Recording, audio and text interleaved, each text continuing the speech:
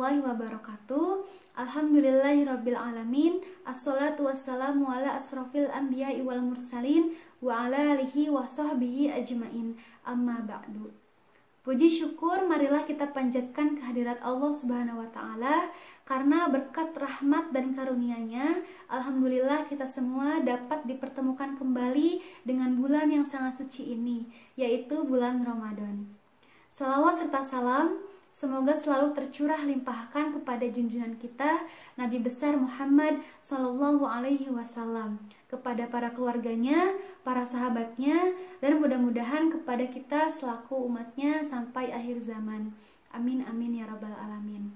Pada kesempatan kali ini kita akan membahas tema mengenai zakat.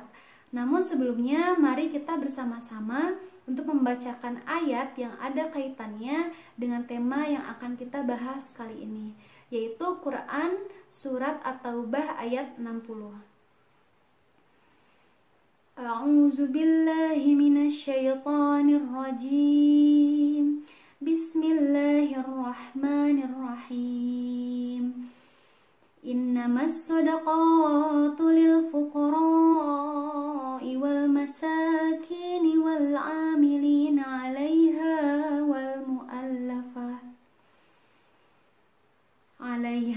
wal mu'allafati qulubuhum wa fir riqabi wal gharimina wa fi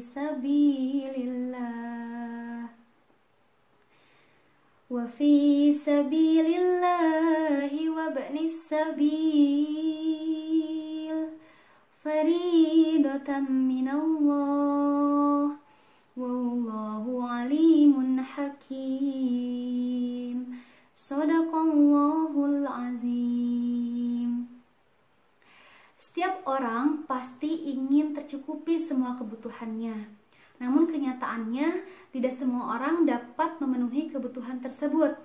Dan Islam memiliki solusi untuk mengatasi masalah sosial di masyarakat, yaitu dengan mengeluarkan infak, sedekah, dan zakat. Nah, sebagai rukun Islam yang ketiga, perintah mengeluarkan zakat ini berbeda dengan rukun Islam yang lainnya. Mengapa? Karena selain berhubungan dengan Allah atau hablum minallah, zakat ini berhubungan secara langsung dengan manusia atau hablum minannas. Dalam syariat, zakat ini terbagi menjadi dua macam. Yang pertama adalah zakat fitrah dan yang kedua adalah zakat harta atau yang biasa kita sebut dengan zakat mal. Nah, zakat fitrah ini adalah zakat yang wajib dikeluarkan oleh setiap muslim di bulan Ramadan. Bahan yang dipakai untuk berzakat fitrah adalah bahan makanan pokok yang sifatnya itu tahan lama, kemudian mengenyangkan, dan banyak ditanam oleh orang. Dan besarnya zakat yang harus dikeluarkan oleh setiap jiwanya itu sebesar 1 sa atau 3,1 liter dan setara juga dengan 2,5 kg. Dan apabila kita uangkan itu akan seharga dengan makanan pokok. Kemudian apa saja sih syarat-syarat muzaki atau orang yang wajib mengeluarkan zakat fitrah? Yang pertama itu beragama Islam. Kemudian yang kedua adalah mengalami kehidupan di bulan Ramadan. Dalam hal ini termasuk bayi yang sudah lahir sebelum matahari terbenam di hari terakhir bulan Ramadan, dan juga seseorang yang meninggal sebelum matahari terbenam di hari terakhir bulan Ramadan. Kemudian yang ketiga itu orang yang mampu membayar zakat fitrah. Maksudnya itu dia mampu atau memiliki kelebihan harta untuk mencukupi kebutuhan keluarganya pada saat hari raya Idul Fitri. Kemudian kapan saja waktu untuk berzakat fitrah? Nah, yang pertama itu ada namanya waktu takjil. Nah, waktu takjil ini hukumnya diperbolehkan. Jadi dilakukan sejak awal bulan Ramadan tiba hingga akhir bulan Ramadan atau sebelum maghrib saat berbuka puasa. Kemudian yang kedua itu ada waktu wajib. Nah, waktu wajib ini diperuntukkan bagi umat Islam yang membayar zakat fitrah semenjak matahari terbenam saat sholat maghrib di akhir bulan Ramadan hingga sampai sebelum sholat subuh. Dan yang ketiga itu ada waktu yang lebih utama atau waktu afdol. Nah ini itu adalah sejak selesai sholat subuh sampai sebelum pelaksanaan sholat Idul Fitri. Nah untuk patokannya itu sholat Idul Fitrinya ketika kita di kampung halaman atau tempat tinggal kita. Nah kemudian yang kedua itu adalah zakat harta atau zakat mal. Nah zakat harta ini adalah zakat atas harta yang dimiliki oleh seseorang. Apa saja syarat-syarat muzaki atau orang yang wajib mengeluarkan zakat mal? Yang pertama, sama seperti yang zakat fitrah, dia itu beragama Islam. Kemudian merdeka atau dia bukan budak dan bukan hamba sahaya. Kemudian yang ketiga, harta milik sempurna, jadi bukan harta dari hasil pinjaman dari orang lain. Kemudian yang keempat, hartanya itu mencapai 1 nisab. Nah nisab ini adalah batas minimal jumlah harta sehingga wajib dikeluarkan zakatnya. Dan yang kelima adalah sudah haul atau mencapai 1 tahun dimiliki. Nah untuk jenis harta tertentu hal ini tidak disyaratkan.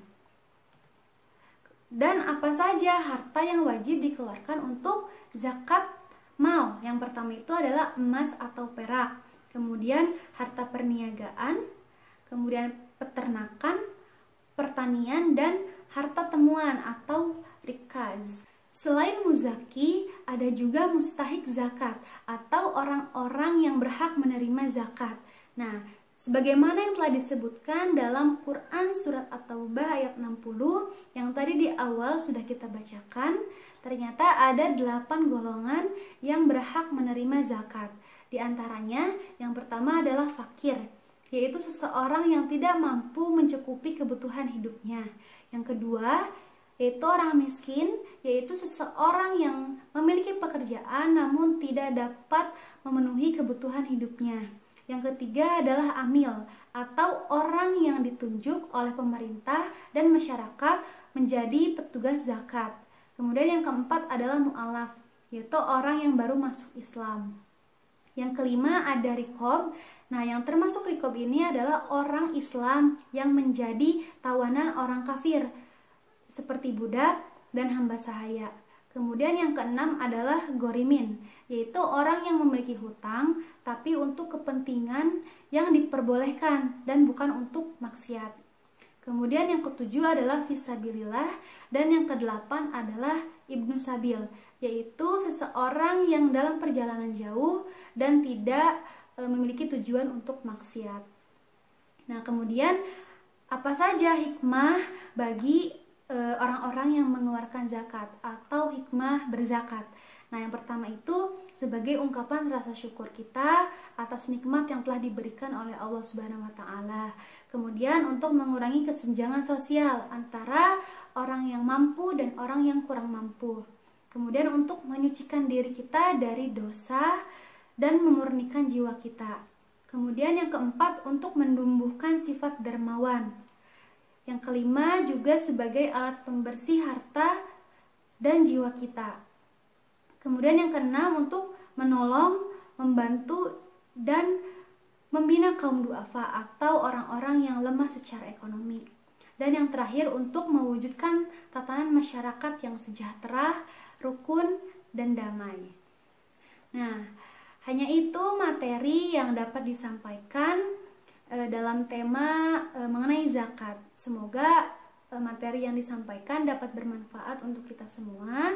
Dan jangan lupa untuk berzakat di bulan Ramadan ini. Sekian, wabillahi taufiq wal hidayah. Wassalamualaikum warahmatullahi wabarakatuh.